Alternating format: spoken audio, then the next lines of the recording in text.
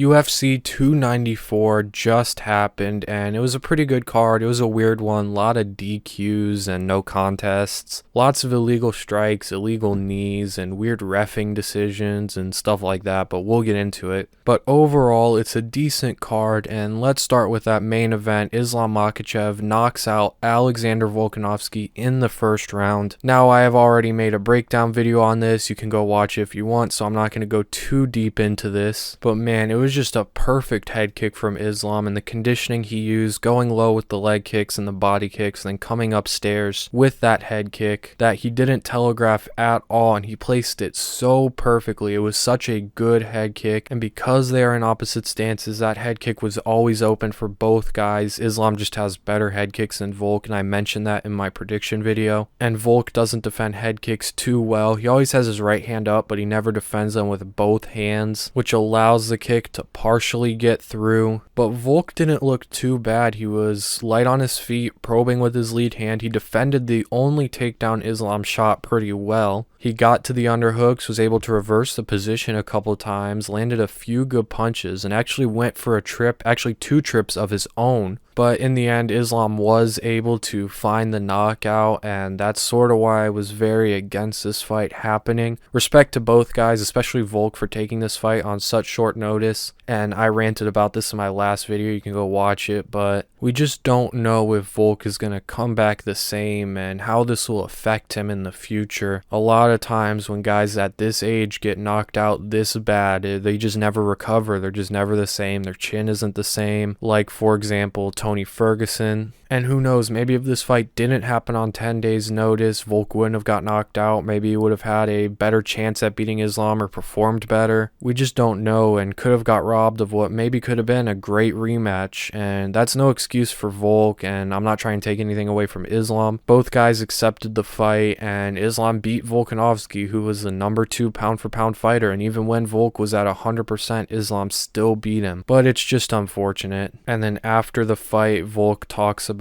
how he doesn't do too well mentally when he's not fighting. And this is true for all athletes, but especially fighters, because when you go into that ring, cage, octagon, whatever, you are risking your life. So you sleep, eat, breathe, you live fighting. It is all you know. And when a lot of these guys aren't fighting, like they have an injury or they're too old and they retire or whatever, whenever they're not fighting, they struggle with finding a purpose. Their purpose in life is to fight, and most of the time by 35-ish, their purpose is done, their purpose is fulfilled. And this is going to sound terrible, but they just don't have anything left. It's all they've ever known. A lot of these guys started when they were very young, and they spend pretty much every waking hour dedicated to this sport. And when their athleticism is gone, when their chin's gone, when their reaction time's gone, they just don't have much left. Unlike other sports, NBA, NFL, fighters don't get an off season. They don't have an off season. They're on the clock 24/7. And a lot of them, when it's all said and done, after all their expenses, don't even make enough money to survive. So unlike guys like Conor who have a lot of money, they have to stay in shape year round just in case they get that short notice call, because they need that money to survive. And it's messed up, and fighter pay should be a whole lot more than it is. Not going to get too deep into that, but with a lot of these fighters and a lot of athletes in general, when they're done with their sport, they struggle with finding a new purpose in life. And I hope Volkanovski finds his, and I hope he's doing all right. Okay, moving on to something a little happier. Let's talk about Khamzat Chimaev versus Kamaru Usman. Khamzat won a majority decision and a lot of controversy. I personally scored it a draw. The first round is easily Khamzat's, and I think it's pretty easily a 10-8. Took Usman down pretty early, got the back, threatened with the choke, and Usman slammed Khamzat on his head to defend the choke. If he didn't do that, he probably would have got submitted in the first round. And it's not something you typically see, but when you're trying to choke someone out, you don't have your hands to brace your fall. So Khamzat landed right on his head, but he still stuck with the back, and he held it for like 4 minutes of that fight. So easy 10-8. Khamzat actually took Usman down 4 times in this fight, which before this fight, Usman had only been taken down once against Leon, although we all know Colby did take him down, it just didn't count. In that first round, Usman was able to defend the initial shot pretty well. It was just the chain wrestling, and then he gave up his back, and Khamzat jumped on it, and then rode out the rest of the round, constantly threatening with submissions. So easy 10-8 for Khamzat. The second round was Usman's, definitely 10-9 for Usman. He landed the jab very well, which I said in my prediction video was one of the weapons he should use the most. I don't know why Khamzat didn't shoot in this round too much. I think he shot towards the end, but he didn't really do anything with the takedown, so it doesn't matter. Apparently he broke his hand. I have yet to see any confirmation of that, but even if he did break his hand, you would still think shooting would be the best option because you don't have a hand to strike with. I know it would make takedowns harder, but I still feel like it would be easier than striking with Usman. And I don't know why Khamzat didn't throw too many leg kicks. That I thought in my prediction video was one of Khamzat's best weapons on the feet, and he could have stayed out of boxing distance if he just stuck to the leg kicks. And he did land a good few leg kicks that did definitely hurt Usman. And when they are in the same stance, those leg kicks are always open, which is why I thought whenever Khamzat would switch, Usman should also switch to the opposite stance and then throw that jab and then line up that backhand. And he did land a good few crosses, and he was switching stances. Both guys were switching stances pretty well. But then we go to the third round, and here's the close round. I personally scored it for Usman, which would make this fight a draw, but it was a super close round. You could give it to Khamzat, which would give him the fight. I could see it either way, but what I can't see is why one of the judges gave the second round to Khamzat. That same judge, by the way, gave the third round to Usman, so had that judge scored that second round for Khamzat, we have a majority draw. But in the end, I wasn't super impressed with Khamzat, although if he did break his hand, then that explains a lot. But his cardio didn't look too great. His fight IQ didn't look too great, not shooting for takedowns instantly in the second round and the third round, making them closer than they needed to be. His striking defense did look a little better, but that jab and that cross, those straight punches were still getting through. His wrestling still looked amazing. His grappling looked decent. Usman's grappling looked pretty good, actually. He had very good submission defense, and that's not something I really gave him credit for going into this fight. I thought Khamzat would take him down, Usman would turtle like he did, Khamzat would transition to the back or grab onto a darce, which Khamzat did transition to the back, and Khamzat would submit him. I thought the second Khamzat got in a position to get a submission, I thought this fight would be over, but Usman did a very good job defending the rear naked choke, so credit to him. And overall, Usman looked pretty good, especially for taking this fight on 10 days notice with no training camp. He didn't look slow in there. His cardio still looked good. His takedown defense looked alright. It was just the chain wrestling of Khamzat Usman couldn't deal with too well. Khamzat's probably the first guy Usman has fought with good chain wrestling. Colby has good chain wrestling, but it's a different style of wrestling. Colby's also a lot smaller than Khamzat, but I don't think Khamzat deserves a title shot. He only has one win in the UFC against a middleweight, and that is Gerald Meerschaert. The Kevin Holland fight was at 180-pound catchweight, and Holland's a welterweight. And then the only other fight he had at middleweight was against Usman, who is also a welterweight. So I think he needs one more win at middleweight against an actual ranked middleweight opponent before he gets a title shot. He'll probably get a title shot anyway. I personally would like to see him fight Jared Cannonier. Apparently he was supposed to fight Cannonier, but he pulled out because he couldn't make it, or he got injured in fight camp. And then the winner of Jared Cannonier versus Khamzat should get a title shot after. I would definitely favor Khamzat over Cannonier, but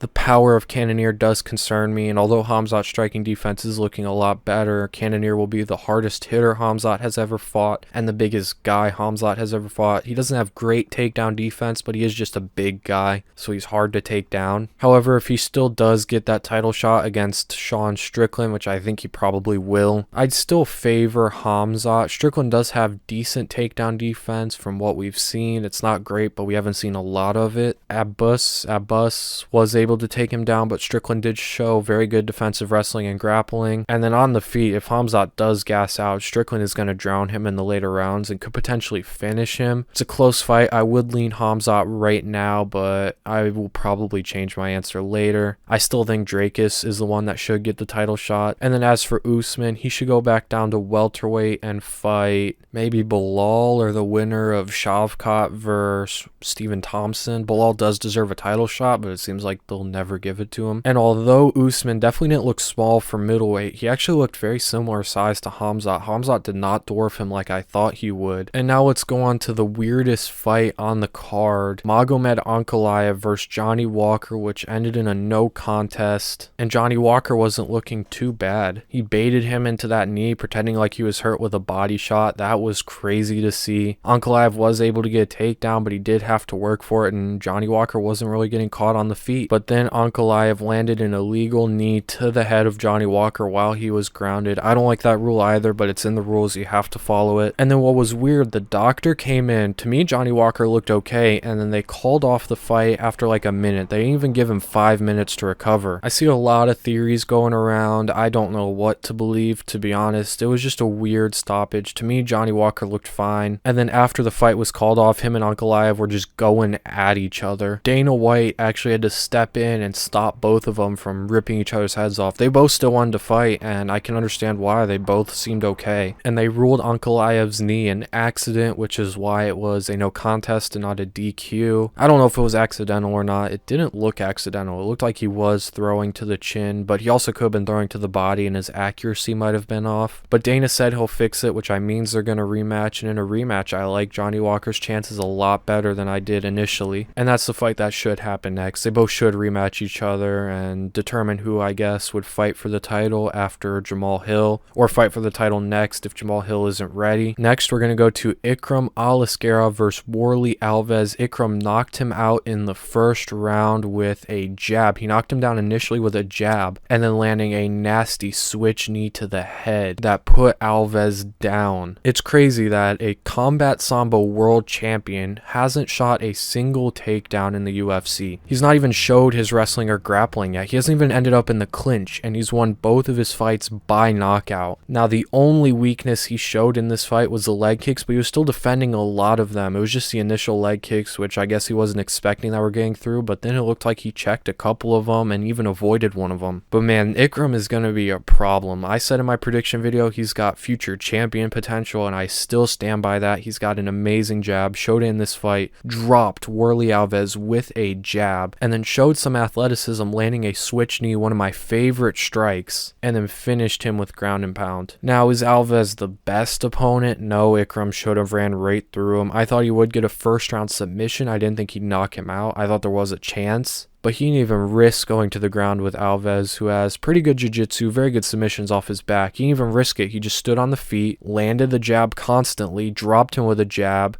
and then as Alves is getting up trying to recover, landed a switch knee to the face, and then finished him. Now, Alves is a welterweight and was coming up from welterweight, but he didn't look small next to Ikram. Ikram and him looked similar size. Ikram was bigger, but it wasn't by that much. But Ikram just proved to be too much. His striking has really come along. He does struggle with southpaws, that lead right hook, and just that backhand from southpaws. He got knocked out by Khamzat when he was in the southpaw stance. He got caught a bunch of times against Phil Hawes with that lead right hook when he was in the southpaw stance. So he might struggle a little bit against southpaws in the striking, but against Warlley Alves in the orthodox stance, Warlley has a lot of power and decent striking overall. He just dominated him, and he didn't even have to take him to the ground. This guy defended all of Khamzat Chimaev's takedowns, and if you're defending Khamzat's takedowns, he can probably defend everyone's takedowns in the middleweight division. Keep this man away from Bo Nickal. I know he was calling for Bo Nickal, and I know Bo Nickal said he wanted to fight him, but if the UFC wants to build Bo Nickal as an undefeated star, keep him away from Ikram. I think Ikram beats him, not easily, but pretty handily. But as for what I want to see next from Ikram, he definitely needs to fight a ranked opponent. Put that Nasruddin Imavov fight back together. Imavov was supposed to fight him, had trouble getting into the UAE, and that's a great fight, a competitive fight, a good test for Ikram, a good test for Imavov. So let's put that fight back together, and then we move to Saeed Nurmagomedov getting a first round submission, and he did it with one of my favorite submissions. It's like a mix of a guillotine and a ninja choke. It's one of my favorite submissions to use. It's so effective. It's impossible to get out of. But Saeed looked pretty good, landed a few good kicks, and then Muin actually landed a good punch on him, and they got a little too aggressive, shot a takedown, and Saeed immediately went for that guillotine, and it was so tight, putting him to sleep. Saeed's looking very good. As for who I want to see him fight next, you gotta give him a ranked opponent. I know he already fought Jonathan Martinez and lost, but let's give him Chris Gutierrez. Alves. It's definitely a step up in competition. I would favor him against Gutierrez, but it should still be a nice test for him to see where he's at. I don't see him being a champion, but I could see him potentially being a top 7, top 5 fighter. But now let's go through the prelims. I'm going to be honest, I was watching Ohio State, Penn State. I'm an Ohio State fan, so I missed a couple of these. But Mokaev submitted Tim Elliott. Tim Elliott looked pretty good, especially for his age. Did give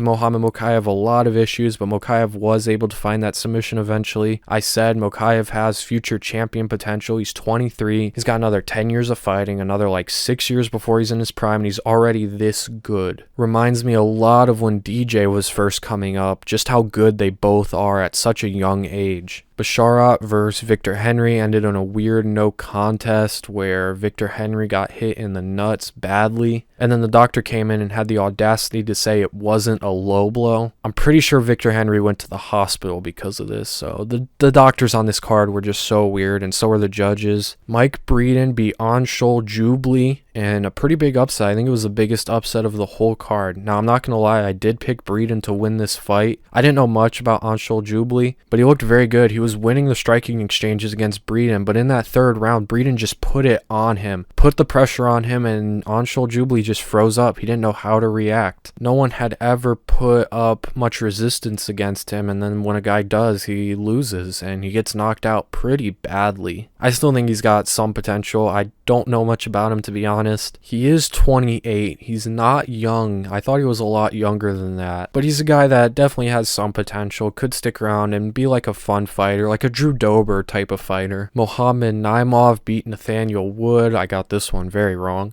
Good performance from Naimov. Lots of illegal blows. Probably should have been some point deductions. Again, the refs and judges and doctors on this card were so weird, but it was a good performance from Naimov. Close fight. You definitely have to score it to Naimov, but with the point deductions, it probably should have been a draw. And then we move on to Viktoriia Dudakova winning a decision over Jinh Frey. Viktoriia Dudakova did not impress me as much as I thought she would. She still did win. It was a very close decision. She overall looked okay, definitely has a lot to work on. And then let's talk about Shara Magomedov versus Bruno Silva. Now, if Shara is getting taken down by Bruno Silva, who I don't think had a single completed takedown before this fight, that's not a good look. It's crazy, a Dagestani having bad takedown defense. But in the middleweight division, which doesn't have too many wrestlers, although with Bo and Ikram there and Khamzat there now, there are more. I could definitely see him being a ranked fighter. I don't think he'll ever be a title challenger, and I definitely don't think he'll be a champion. But he's still fairly young, got a lot of improvements to make. Very entertaining fighter. His kicks looked amazing. Some of the best kicks I've ever seen. His boxing could have been better,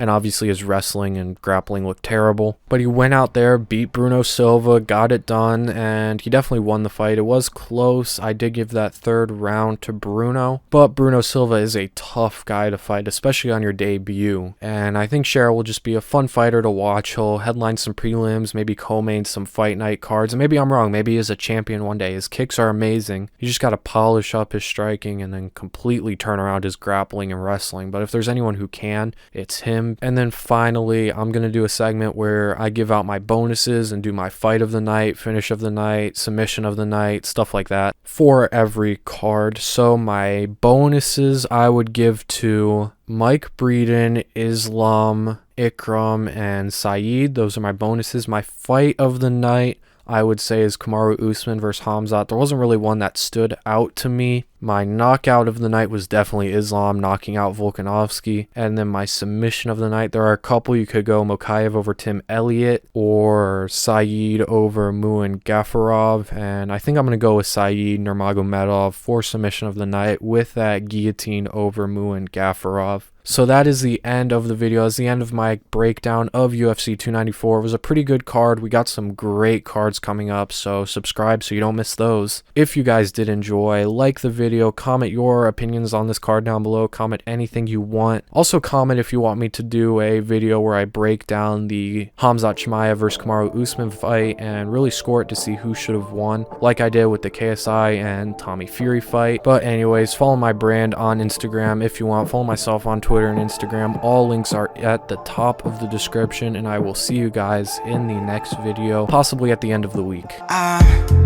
Stuck in a bad dream, Hollywood rich girl stuck in my backseat, and she wanna get at me, but the day's too short, can't let her distract me.